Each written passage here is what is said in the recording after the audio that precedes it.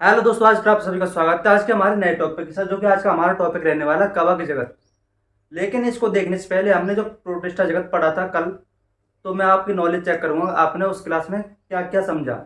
जैसे हमने प्रोटिस्टा जगत में देखा, इसमें किस प्रकार के जीव पाए जाते हैं। यदि आपने क्लास देखी होगी तो आप बता सकते हैं, जैसे कि एक कोष की जीव पाए जाते हैं, या बहुकोष की जीव पाए जाते हैं, या फिर प्रोकैरियोटिक जीव पाए जाते हैं, या फिर यूकैरियोटिक जीव पाए जाते हैं। तो एक कोष की बहुकोष की में दोनों प्रकार के पाए जाते हैं। जैसे कि मैक्सिमम जो भी जीव जंतु होते हैं प्रोटिस्टा जगत के अंतर्गत आते हैं, वो क्या होते हैं, एक कोष के जीव होते हैं। कुछ बहुकोष की भी होते हैं, जैसे कि शैवाल हो गया। और प्रोकैरियोटिक व यूकैरियोटिक में कैसे जीव जंतु होते हैं, यूकैरियोटिक जीव जंतु पाए जाते हैं। तो ये मैंने आपको कल बताया था। अब प्रोटिस्टा जगत को 3 वर्गों में बांटा गया है, वो आप क्लास में जाकर के देख सकते हैं। बहुत ही डिटेल वाइज मैंने बताया है आपको, और क्लास की आवश्यकता भी नहीं पड़ेगी देखने की। उसी क्लास को आप देख लें और किसी भी किताब को मत पढ़िएगा, इतना ही आपके लिए सफिशियंट होगा। जो भी एग्जाम में क्वेश्चन बनेंगे उसी क्लास से बन जाएंगे। तो आज का हमारा जो टॉपिक है कवक जगत, तो पहले हम देखेंगे कवक जगत के बारे में कुछ बेसिक नॉलेज। तो चलिए आज की क्लास स्टार्ट करते हैं। तो पहले हम देखें कवक जगत में कौन कौन से जीव पाए जाते हैं, मतलब किस प्रकार के जीव पाए जाते हैं। एक कोष की जीव पाए जाते हैं या फिर बहुकोष की जीव पाए जाते हैं, और कौन कौन से भी पाए जाते हैं ये भी देखने वाले हैं। तो चलिए देखते हैं। तो कवक जगत होता है, इसमें यूकैरियोटिक व एक कोष की व बहुकोष की तीनों प्रकार के जीव पाए जाते हैं। ये सेम प्रोटिस्टा जगत के ही तरह है। सेम आप उससे रिलेट करके पढ़ेंगे तो आपको ये भी याद हो जाएगा और वो भी याद हो जाएगा। तो उसमें भी एक कोष की जीव पाए जाते थे, इसमें भी पाए जाएंगे। उसमें बहुकोष की जीव थे, इसमें भी होंगे। और इसमें यूकैरियोटिक है, उसमें भी यूकैरियोटिक थे। आगे देखते हैं। सेल, इसकी सेल किसकी बनी होती है, काइटिन व सेल्यूलोज की। जो भी कवक जगत के अंतर्गत जीव जंतु पाए जाते हैं, इनकी सेल किसकी बनी होती है, काइटिन व सेल्यूलोज की बनी होती है। आगे देखते हैं।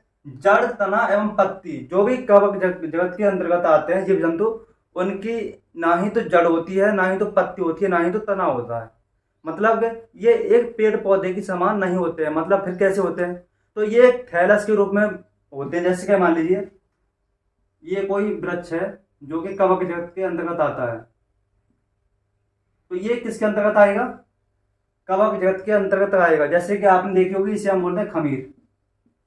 खमीर जो कि बरसात के मौसम में कहीं कहीं से, जैसे बहुत ही कूड़े का ढेर है उस पर निकल आएगी, जो हमारी दीवार होती है उसके आसपास निकल आएगी, तो ऐसी जगह पर ये उगती है। तो ये क्या होती है, खमीर होती है। तो खमीर में ना ही तो पत्तियां होती हैं, ना ही इसमें तना होता है, ना ही इसमें जड़ होती हैं। तो ये किसमें पाए जाते हैं, ऐसे जीव जंतु या फिर पेड़ पौधे, वो पाए जाएंगे हमारे कवक जगत के अंतर्गत। आगे देखते हैं।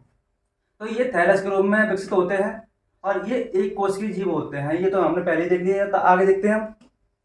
बहुकोष की कवक दागिनुमा संरचना होती है। जैसे एक कोष की जीव तो कैसे थे, थैलस के रूप में थे, और जो भी बहुकोष की जीव आएंगे इसके अंतर्गत, उनमें धागेनुमा संरचनाएं पाई जाएंगी। उसमें भी थी प्रोटिस्टा जगत में भी। तो उन्हें हम क्या बोलते हैं, उन्हें हम क्या बोलते हैं, फ्लैजेला। फ्लैजेला जो कि किसी भी जीव जंतु को उनके चलने के लिए सहायक होती हैं। तो चलने में क्या होती है, मदद करती हैं। तो इसमें भी कुछ धागेनुमा संरचनाएं पाई जाएंगी, जिन्हें हाइफी कहते हैं व फ्लैजेला। फ्लैजेला कहते हैं, हाइफे भी कहते हैं व फ्लैजेला भी कहते हैं। ये क्या करते हैं, किसी भी जीव जंतु को चलने में मदद करते हैं। वेरी वेरी इंपोर्टेंट पॉइंट है। आगे देखते हैं। ये विषमपोषी होते हैं।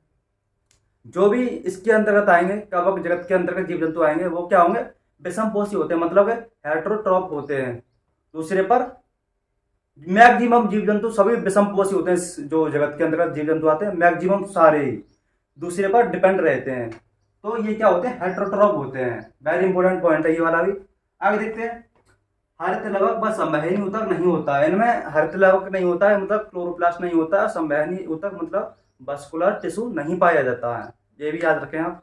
आगे देखते हैं। जो कवक जगत होता है, इसे कितने भागों में बांटा गया है। प्रोटिस्टा जगत को तो हमने देखा था 3 भागों में बांटा गया था। इसी प्रकार कवक जगत को कितने वर्गों में या फिर भागों में बांटा गया है। तो पहले हम देखते हैं पोषण के आधार पर वर्गीकरण। पोषण के आधार पर वर्गीकरण, न्यूट्रिशन अपना ये किस प्रकार करते हैं, उसी के आधार पर हम इनको बांटते हैं। तो हम इनको 3 भागों में बांटते हैं। पहला सहजीवी, आप जानते होंगे, पहला टाइप है हमारा सहजीवी। सहजीवी होता है जैसे 2 जीव जंतु हैं, वो आपस में मान लीजिए कोई मित्रता बनाएं और आपस में एक दूसरे को लाभ पहुंचाएं, और एक दूसरे से ही हम क्या करें, पोषण प्राप्त करें। ये क्या कहलाता है, हमारा सहजीवी संबंध कहलाता है। क्या कहलाता है, सहजीवी संबंध कहलाता है। तो इसका एग्जाम्पल क्या हो जाएगा, तो इसका एग्जाम्पल हो जाएगा लाइकेन व माइकोराइजा। इसका एग्जाम्पल क्या क्या हो जाएगा, माइकेन, लाइकेन व माइकोराइजा। वेरी वेरी इंपॉर्टेंट है लाइकेन, जो कि एक हॉट टॉपिक है। लाइकेन, लाइकेन से क्वेश्चन हमेशा पूछे जाते हैं, कभी ना कभी जो जो एग्जाम होते हैं हमेशा ही एक ना एक क्वेश्चन इससे बनता है लाइकेन से। तो अगली क्लास लाइकेन के ऊपर होने वाली है, जो कि हॉट टॉपिक है। शॉर्ट टॉपिक में जो बायोलॉजी शॉर्ट टर्म से लिस्ट है, आपको उसी में ये वाली क्लास मिल जाएगी, तो आप उसे देखिएगा। आगे देखते हैं परजीवी। परजीवी मतलब दूसरे पर डिपेंड रहने वाले जीव जंतु। तो परजीवी जो भी कवक होते हैं उनके एग्जाम्पल याद कर लीजिए केवल आप, पक्सीनिया व ग्रेमिनिस। पक्सीनिया ग्रेमिनिस एक ही कवक का नाम है, पक्सीनिया ग्रेमिनिस। ये क्या होता है, दूसरे पर डिपेंड रहता है, इसे क्या होता है, परजीवी कवक बोलते हैं। आगे देखते हैं मृतोपजीवी कवक। तो मृतोपजीवी कवक में म्यूकर, मर्सेला, राइजोपस। मृतोपजीवी कवक क्या होते हैं, तो ये होते हैं जो भी जानवर मर जाते हैं उन्हीं पर डिपेंड रहने वाले कवक होते हैं, तो इन्हें हम क्या बोलते हैं, म्यूकर बोलते हैं। इसका एग्जाम्पल हो जाएगा म्यूकर, मर्सेला, राइजोपस। ये सबसे ज्यादा इंपॉर्टेंट है मृतोपजीवी कवक, इसी से क्वेश्चन ज्यादातर पूछे जाते हैं मृतोपजीवी कवक से। आगे देखते हैं कवकों के आर्थिक महत्व, मतलब कि कवक का जो हमारी लाइफ में है आर्थिक महत्व, क्या क्या ये योगदान रखता है हमारी लाइफ में। चलिए देखते हैं क्या क्या योगदान रखता है। अवशिष्ट पदार्थों का अपघटन, अवशिष्ट पदार्थों का अपघटन, जैसे कि कोई भी पदार्थ है उसका अपघटन कौन कौन से कवक होते हैं वो करते हैं, उनको निपटाने का कार्य कौन से कवक करते हैं, तो चलिए देखते हैं। तो इसके जो एग्जाम्पल हो जाएगा म्यूकर, राइजोपस, मर्सेला। यही क्यों करते हैं, क्योंकि ये कवक होते हैं मृतोपजीवी। मृतोपजीवी, ये मृतोपजीवी होते हैं, इसलिए जो भी जानवर मर जाता है उसी को क्या करते हैं, खाते रहते हैं और अंत में उसे समाप्त कर देते हैं। इसीलिए हमें इन्हें क्या बोलते हैं, अपशिष्ट पदार्थों का अपघटक बोलते हैं। आगे देखते हैं भोजन के रूप में। तो मर्सेला अगेरिकस को अथवा मशरूम भी कहते हैं, जो अगेरिकस कवक होता है इसे मशरूम भी कहते हैं, आप अच्छी तरह से जानते होंगे और शायद सभी ने खाई हुई होगी मशरूम। तो मर्सेला और मशरूम ये भोजन के रूप में प्रयोग की जाती हैं।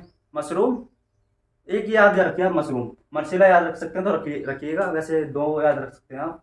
आगे है उद्योग में, खाने में मर्सेला व मशरूम। अब उद्योग में देखते हैं पेनिसिलियम, पेनिसिलियम होती है पनीर उद्योग में यूज, ईस्ट होती है एल्कोहल में, और सेरेमाइसिन सेरेविसी होती है बेकरी उद्योग में। जो पेनिसिलिन होता है पनीर उद्योग में प्रयोग करते हैं पेनिसिलिन का, ईस्ट का करते हैं एल्कोहल बनाने, जैसे कि शराब होती है, शराब आप सभी जानते होंगे, तो ईस्ट का यूज होता है शराब या फिर एल्कोहल बनाने में। और सेरेमाइसिन सेरेविसी का उपयोग होता है बेकरी उद्योग में। आगे देखते हैं एंजाइम निर्माण में। तो एंजाइम बनते हैं कुछ कुछ इन कवकों से भी बनते हैं, और एंजाइम हमारे बॉडी में भी बनते हैं। तो चलिए देखते हैं इन कवकों के द्वारा कौन कौन से एंजाइम बनाए जा सकते हैं। तो ये एक इंटरेस्टिंग टॉपिक होगा हमारे लिए, जो कि आपको जानना चाहिए। तो आगे देखते हैं एस्परजिलस ओराइजे। ये कोई कवक मान लीजिए एस्परजिलस ओराइजे, तो इससे एमाइलिस, आप सभी परिचित होंगे एमाइलिस से, जो मैं भी आपको आगे पढ़ाने वाला हूँ। ईस्ट से बनता है इनवर्टेज एंजाइम, जो ईस्ट होता है ईस्ट से क्या बनता है, इनवर्टेज एंजाइम बनता है। पेनिसिलियम से क्या बनता है, पेक्टिनेज बनता है, पेक्टिनेज एंजाइम बनता है। आगे देखते हैं विटामिन का संश्लेषण। जो कवक होते हैं इनसे विटामिन से भी प्राप्त की जा सकती हैं। आप सोच रहे होंगे कैसे प्राप्त की जा सकती हैं, तो चलिए देखते हैं कौन कौन से जो कवक होते हैं उनसे कौन कौन सी विटामिन प्राप्त की जा सकती हैं। पहला कवक है हमारा स्ट्रेप्टोमाइसिन ग्रीसिकस, इससे विटामिन B12 प्राप्त करते हैं। और ईस्ट से vitamin D, very very important है, ये वाला परीक्षा में कई बार पूछा गया है ईस्ट। तो ईस्ट से विटामिन डी जो होती है वह प्राप्त की जाती है, विटामिन डी ईस्ट से। आगे देखते हैं असबिया गोस्पी। जो असबिया गोस्पी होता है कवक, इससे विटामिन B2, ये भी इंपॉर्टेंट है, पूछा गया ये वाला, तो B2 विटामिन प्राप्त की जाती है। आगे देखते हैं प्रतिजैविकों का निर्माण। जो प्रतिजैविक होते हैं एंटीबायोटिक होते हैं, इनका बनाने में किन किन कवकों का प्रयोग होता है, तो चलिए देखते हैं पेनिसिलिन, स्ट्रेप्टोमाइसिन, नियोमाइसिन और टेरामाइसिन। यदि आप नहीं जानते इनको तो एक डॉक्टर के पास चले जाना, कोई भी कैसा भी डॉक्टर हो, झोला छाप हुआ कैसा भी हो, उससे कहना प्रतिजैविक वाली जो भी दवाई हैं उनके नाम बताए आपको, तो वह ऐसे ही नाम बताएगा जो आगे उसका नाम होगा और पीछे ऐसे पेनिसिलिन, स्ट्रेप्टोमाइसिन, नियोमाइसिन, टेरामाइसिन, ऐसे ही इसकी दवाइयों के नाम होंगे। तो मुझे लगता है आपको कवक जगत जो भी टॉपिक था हमारा बहुत ही अच्छी तरह से समझ में आया होगा। पहले आप इसका एक स्क्रीनशॉट ले लीजिएगा, जिससे आपको कोई दिक्कत ना हो बाद में पढ़ने में। तो ये था हमारा आज का टॉपिक, कवक जगत। इससे पहले देखा हमने प्रोटिस्टा जगत, उससे भी पहले देखा हमने मोनेरा जगत। तो हमारे 3 जगत हो चुके हैं। जो भी आगे जगत आने वाले हैं उनके लिए आप इस चैनल को सब्सक्राइब कर लीजिएगा। और यदि आपको ये वाली वीडियो पसंद आई हो इस वीडियो को लाइक करिए एंड मुझे मोटिवेट करते रहिए ज़्यादा से ज़्यादा लाइक करके, और चैनल को सब्सक्राइब करिए, जिससे कि मैं और भी ज़्यादा आपके लिए वीडियो ला सकूं। जो भी इंटरेस्टिंग टॉपिक होंगे, जैसे कि मान लीजिए मैंने विटामिन के ऊपर वीडियो बनाऊंगा जब ट्रिक के द्वारा, और मैंने जो भी साइंटिफिक नेम होते हैं उनके ऊपर ट्रिक के द्वारा वीडियो बना दी, जो कि प्ले स्टोर मिल जाएगी आपको, मैजिक ट्रिक प्ले नाम से प्ले स्टोर होगी। तो उसको आप जा करके देखिएगा। यदि आपको एक ही बार में ना याद हो तो मेरा जो नाम है कि मैं अपना नाम भी चेंज कर सकता हूँ आपके लिए। तो आप उसको एक बार देखिएगा, आपको 101% साइंटिफिक नेम याद हो जाएंगे एक ही बार में। तो आप उसको जा करके देखिएगा। तो चलिए ऐसी वीडियो के साथ मिलते हैं कल नेक्स्ट वीडियो में। अभी के लिए सभी को जय हिंद, जय भारत।